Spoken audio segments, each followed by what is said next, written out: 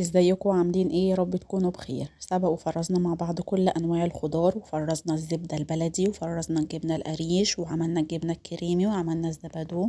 كمان عملنا مع بعض البانيه الكداب، فرزنا لرمضان برضو، كان طعمه حلو جدا، جربوه.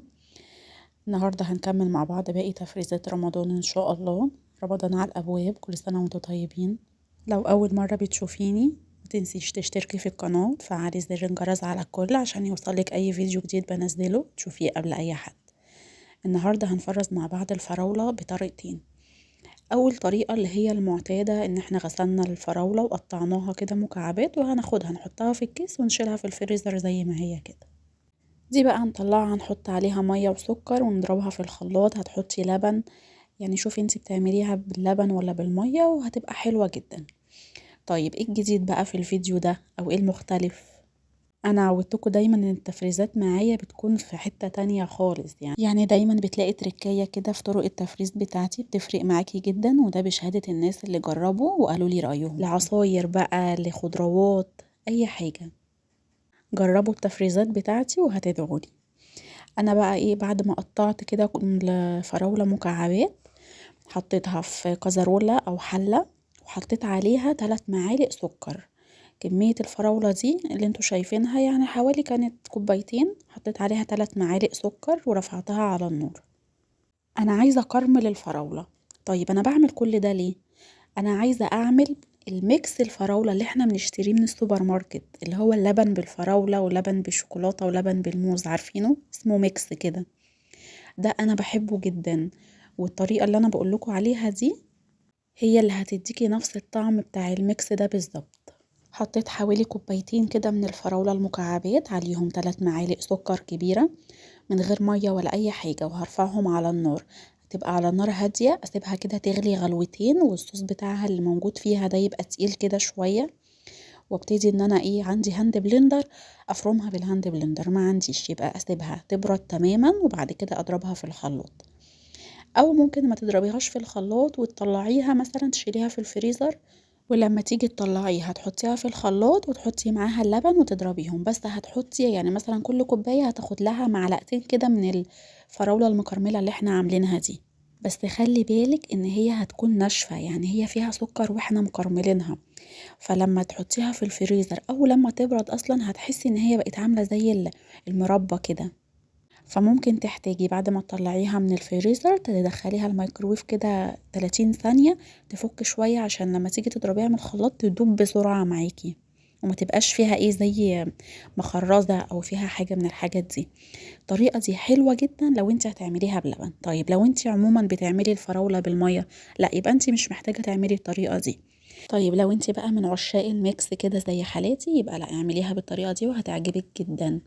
حطيت عليها معلقتين فراولة، وهنزل عليها بكوباية لبن يكون ساقع. طيب لو انتي مش عايزة يبقى كوباية لبن كده كاملة، ممكن تحطي كوباية الا ربع من اللبن وعليها ربع كوباية مية ولا حاجة، وهقلبه كده وهيدوب معايا، وهيبقى مديني تدريجة الالوان كده اللي موجودة فيه ده، وبيبقى طعمه حلو جدا. والله هيعجبكم قوي.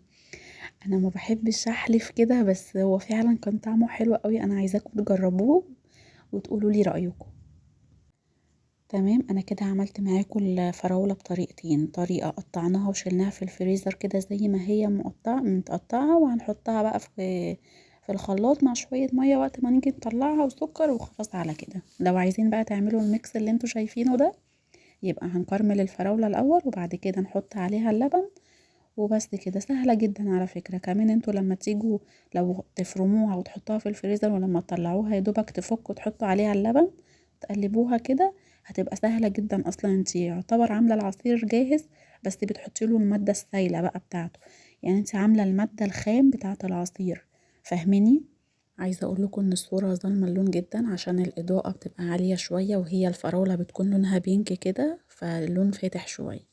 كمان انتي ممكن لما تطلعيه من الفريزر يكون مش محتاج ان انتي تدخليه الميكرويف ولا حاجة، ويكون فاكك معاكي على حسب بقى انتي عاملة كمية سكر قد ايه. يعني لو مكترة السكر شوية ممكن ايه يكون يعني جامد شوية معاكي، فانتي ما تكتريش السكر بحيث انك لما تطلعيه يفك على طول وتحطي عليه اللبن ويبقى جاهز معاكي. كمان ما تكتريش السكر علشان ما يديكيش طعم مربى، فقللي كمية السكر علشان يديكي الطعم المظبوط. كده خلصنا الفراولة، هنبتدي نخش على أفيد عصير ممكن يكون موجود في الوجود، البرتقان بالجزر. احنا عشان نيجي نفرز البرتقان بالجزر لازم نكون سالقين الجزر الأول. طيب هنعمله بقشره؟ لأ، ما بيبقاش مستحب، مع ان القشر يعني انا من النوع اللي ما بحبش اشيل القشر من اي حاجة يعني، بس هو ما بيبقاش مستحب الجزر بصراحة ان هو يتعمل بقشره، بيكون شكله مش حلو، بتكون فيه تنيات كده، بيكون فيها طينة وتراب مهما نقعد نغسل فيها كده برضو يعني بتروح وكل حاجة، بس بيبقى شكلها مش لطيف. فانا هبتدي ان انا اقشره بالمقشرة بتاعتي، او ممكن تكحتيه بالسكينة لو ما عندكيش مبشرة، يعني شوفي الطريقة اللي بتعجبك. وهقطعه كده حلقات صغيرة وهحطه في حلة وهرفعه على النار. طيب انا بقى مش عايزة انزل المية اللي فيه كلها وفي الاخر ارميها، انا هفرزه مش هعمله عصير في ساعتها، فعايزة المية تكون قليلة بحيث ان هو لما يستوي يكون اتشرب المية بتاعته، ما تبقيش حاطة كمية مية كبيرة فيستوي وبعد كده ايه نرمي المية اللي فيه، دي بتكون فيها كل الفوائد اللي موجودة فيه. لا، زي ما انتوا شايفين كده، بصوا يا دوبك هو استوى، انا رفعته على النار ولما استوى طلعته، حتى البخار طالع منه دلوقتي اهو. بصوا بقى شايفين كده ما فيهاش ولا نقطة مية ازاي. طبعا يعني هو ما بياخدش وقت كتير يعني على النار لان انا مش مقطعاه كبير. هبتدي اقشر البرتقان بتاعي، والحتة البيضة اللي هي بتكون ما بين القشرة البرتقاني والبرتقاناية دي انا مش عايزاها، دي بتمرر اي عصير، والبذر كمان بيمرره ما بيبقاش حلو، بيغير طعم العصير تماما، فلازم نشيله كده كويس على قد ما نقدر يعني. انا بقطعه حلقات بحيث ان البذر يكون واضح معايا واشيله كله. بعد ما الجزر يبرد بقى نكون احنا عملنا البرتقان وقطعناه حلقات ونضفناه زي ما قلنا من القشر الابيض والقشر البرتقاني والبذر. جهزي بقى كمية كلها من الجزر والبرتقان، وبعد كده ابتدي ان انتي عبيهم في الاكياس. انا عبيتهم في الاكياس بره الكاميرا عشان ما اطولش عليكم وقت الفيديو. وانا بكده اكون خلصت حلقة النهاردة، يا رب تكونوا استفدتم من الفيديو، لو استفدتم ما تنسوش اللايك والشير، والسلام عليكم.